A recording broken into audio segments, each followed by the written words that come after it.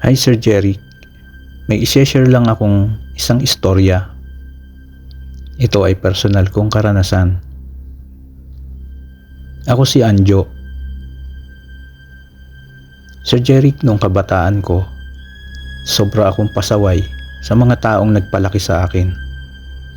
Dahil siguro bata pa lang ako naulila na ako sa mga magulang. Maagang pumanaw ang aking ina. 5 taong gulang pa lamang ako noon. Ang aking ama naman ay nag-asawa ulit ng iba. Kaya ang ginawa ng aking lolo at lola ay kinuha ako sa aking ama, mga magulang ni inay. 6 na taong gulang pa lang ako noon nung kunin ako ni na lolo at lola. At sila na nag-alaga sa akin. Ewan ko ba kung bakit ako naging pasaway sa lolo at lola ko sa kabila ng kabutihan nila sa akin. Hanggang sa mag-high school ako, maayos pa naman ako noon, pero dahil sa pagbabago ng ugali ko, natuto akong mag-inom. Pumapasok ako sa school ng lasing. Bali Sir Jeric, nangyari ito noong 2nd year na ako at repeater pa. Dito na ako madalas mapagsabihan ng aking lolo. Bakit hindi ko daw pinagbubuti ang pag-aaral ko? Paano daw pag wala na sila? Na ikinaiinis ko pa noon dahil paulit-ulit sila na sinasabi. Anjo, aba, ikaw naman ay mag-aral ng mabuti. Alam mo namang nagbubukid lang ako. Kahit high school lang makatapos ka man lang. Mabuti ng mabuti kung kami ng lola mo ay laging malakas. Abay, tumatanda na kami. Sir Jeric, bagkus makinig ay bibirahan ko lamang ng alis si lolo. Kahit ang lola ko ay umiiyak na sa katigasan ng ulo ko. Yan lang na kayo. Puro kayo sermon. Minsan nga ay narinig ko ang tiyahin ko, nakausap sila ni lolo at lola. Nasa labas ako noon, sa may gilid lang ako ng bahay. Ang sabi ng anak nila, bakit nyo pa kasi inampun yun? Sabi sa inyo, palayasin nyo na yun Pabalikin nyo na dun sa tatay niya. Sir Jeric, lumipas pa ang mga taon, nahinto na ako sa pag-aaral. Tapos isang pangyayari ang hindi namin inaasahan.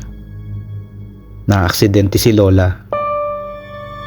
Nadulas ito sa banyo at masama ang pagkakabagsak ni lola. Naapektuhan ang kanyang likod at baga, na naging dahilan kung kaya't hindi na siya nakakalakad at unti-unting humihina ang pangangatawan. Dahil nga nahinto na ako sa pag-aaral, ako ang naging tagapag-alaga kay lola. Pag pinapaliguan si lola, yung isa kong tiyahin ang nagpapaligo kay lola. Bali, asawa siya ng aking tiyuhin na anak naman ni lolo. Pagtapos na, saka ko naman bubuhatin si lola papunta sa higaan niya. At pag ipahihilot si lola sa maghihilot, ay kailangan ko siyang buhatin hanggang labasan patungo sa kalsada para maisakay sa jeep. Ako rin ang tagalaba ng mga maduduming damit ni lola, pati na ang nadudumihan o naiihian ni lolang kobrekama at kumot. Kahit paano nasanay na ako sa ganung ginagawa ko araw-araw. Lumipas pa ang 1 taon. Ewan ko ba kung bakit ganito ako. Isang umaga, nakita ko na may dumi at basa pa ng ihi ang higaan ni lola. Maging ang duster ni lola ay puno din ng dumi niya. Nagalit ako noon at nakapagsalita ako ng masakit kay lola. Ano ba naman yan? Sinaway ako ni lolo dahil sa kawalang galang ko. Naiyak si lola noon sa sama ng loob sa akin. Umalis ako noon ng bahay. Kinabukasan, nilapitan ko ang aking lola. Naisip ko na maling-mali ang aking ginawa. Kinausap ko si lola. Lola, pasensya na po kayo sa akin kahapon sa mga sinabi ko. Nabigla lang po ako. Hinalikan ko ang aking lola sa kanyang noo habang humihingi pa rin ako ng paumanhin. Maya-maya, inutusan ako ni lolo na magpunta sa bayan. May ipabibili siya sa akin. Pagkagaling ko sa bayan, pagbaba ko sa jeep, sinalubong na agad ako ng pinsan ko. Anjo, si lola patay na. Sir Jeric, mangiyak-ngiyak akong tumakbo papunta sa bahay namin.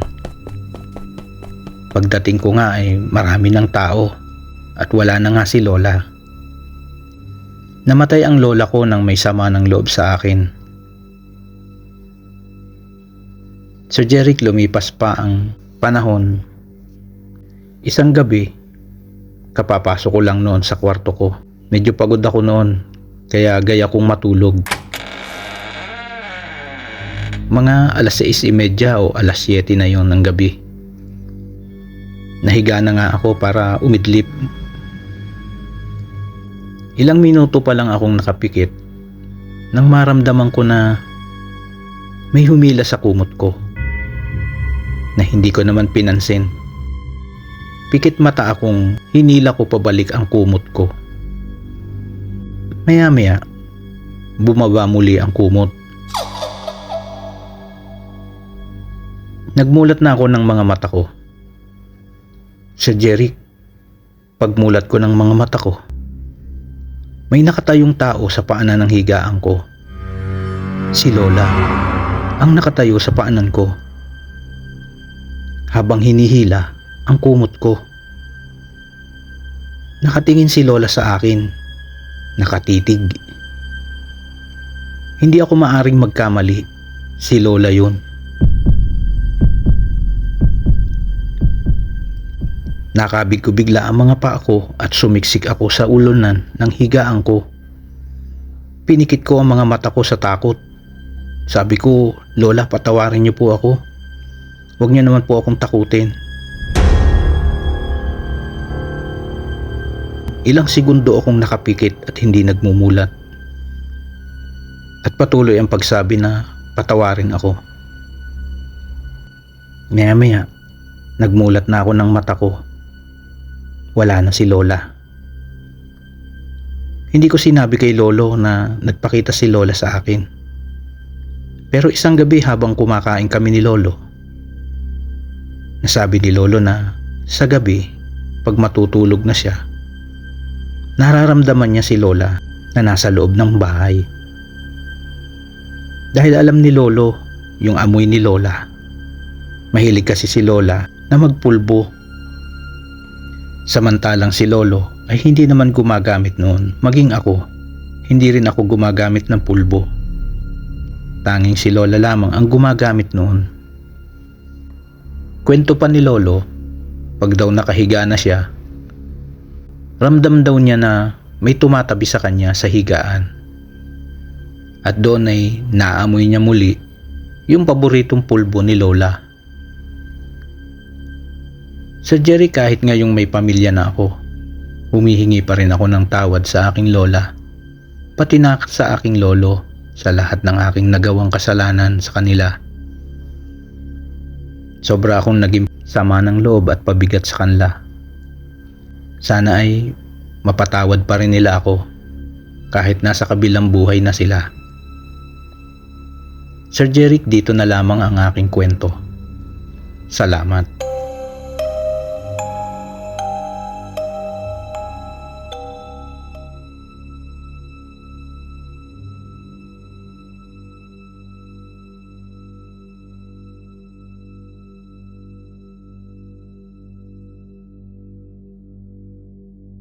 Isang mapagpalang araw sa iyo, Sir Jeric, maging sa iyong mga tagapakinig.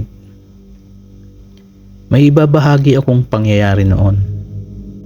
Ito ay naikwento lang din sa amin ng isa naming naging kaibigan na tawagin na lang nating Rolito. Bali si Rolito at ang pamilya niya ay nakatira malapit mismo sa ilog, sa lugar din namin. Sir Jeric, tawagin niyo na lang akong Buboy. Nakilala namin si Rolito sa ilog. Isang araw kasi, nagpiknik kami ng mga pinsan ko sa ilog. Nagiinuman kami noon sa ilog nang makita namin si Rolito na patawid sa ilog. Malapit mismo sa pinag-iinuman namin. Ang sabi pa nga niya noon ay makikiraan. Siyempre inalok namin ito na tumagay. Brad, tumagay ka muna oh. Siguro dahil sa pakikisama, tumagay naman ito ng isa. Simula noon pag nagpupunta kami sa ilog para maligo at mag-inom, at pag napapadaan si Rolito, inaalok namin siya na makipag-inuman sa amin. Doon na din namin nalaman na bagong salta lang pala sila. Hanggang sa maging kaibigan na rin namin ito. Isang araw, magiinom ulit kami sa may ilog. Nang makita namin si Rolito na kinakawayan kami. Tapos lumapit ito sa amin. Uy mga pre, doon na tayo sa amin mag-inom. Nag-iimbita ito na doon na daw kami mag-inuman sa bahay nila. Birthday daw kasi ng anak niyang babae. Kaya inayos namin ang mga iniinom namin at dinala namin sa bahay nila. Nang naroon na kami, pinakain muna kami ni Rolito. Nakakahiya nga dahil kami lang ang bisita. Nang mag-aalas 2 na, nagsimula na kami ng pag-iinom. Habang nagiinuman kami, syempre kung ano-ano ang napapag-usapan. Hanggang sa isang pinsan ko ang nagtanong kay Rolito kung hindi ba sila natatakot paggabi. Kasi nasa tabing ilog sila, wala pang kapitbahay, wala ring ilaw. Sagot naman ni Rolito, natatakot din. Wala bang tikbalang dito? Tanong ulit ng pinsan ko. Kami naman ay nakikinig lamang. Dahil nga sa napagkwentuhan na ay ang katatakutan, dito na nagkwento si Rolito tungkol sa dati nilang tinitirahan. Ganun din daw, malapit pa rin sa ilog ang bahay nila doon. At may ilan ding bahay pero malalayo. Sabi ni Rolito, isang pamilya ang pinasok ng isang nakakatakot na malaking tao sa bahay nito. Ganito daw ang nangyari. Tulad nila, nakatira ang pamilyang yun malapit sa ilog. Siyempre pag sinabing baybay ilog, talagang maraming naglalakihang puno at liblib ang lugar. Isang gabi, yung pamilyang yun ay kumakain ng hapunan. Mga alas 6 daw siguro yun. Basta naghahapunan yung pamilya at madilim na din daw noon. Isa pa, wala namang kuryente. Kaya madilim na ang buong paligid at gasera lamang ang ilaw sa loob ng bahay ng pamilyang yon. Nang kumakain ang pamilya, isa sa mga anak ang nagsalita ng, "Pasok, kain po kayo." Noon daw ay nakabukas ang pintuan.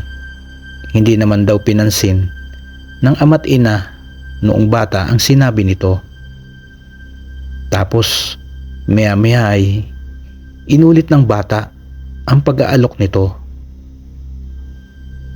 Dito na daw sinaway noong ama yung bata at tinanong kung sino ang inaalok nitong pumasok at kumain. Ang sagot ng bata ay nagbibiro lamang ito kasi bukas ang pintuan. Pero Sir Jeric, sabi ni Rolito, maya-maya daw ay napasigaw na yung ina noong mga bata. Nakatingin ito sa may pintuan ng kubo nila nang makitang isang malaking tao ang pilit pumapasok sa pintuan nila. Maitim, mabalahibo ang katawan at malago ang buhok. Sa laki nga daw nito ay halos hindi ito magkasya sa pintuan. Nang makita ng ama at dalawang bata ang pumapasok sa kubo nila, nagsisigaw ang mga ito sa sobrang takot. Galit na galit daw yung malaking tao. Nanlilisik ang mga mata. Bukod doon ay napakabaho daw ng amoy. Nagsiksikan na lang yung pamilya sa sulok sa takot. Tapos bigla na lang daw nawala yung nilalang. Para dong isang kapre. Nang mangyari yon, hindi nagtagal, umalis na rin yung pamilyang yun. Sa tinitirahan nila, sa takot na bumalik, yung malignong gustong pumasok sa kubo nila. Kaya nga daw si Rolito ay pinagsabihan ng anak niya na huwag tatawagin ang mga hindi naman nakikita. Sir Jeric, salamat kung ito ay iyong mapili. Hanggang dito na lamang. Ito si Buboy.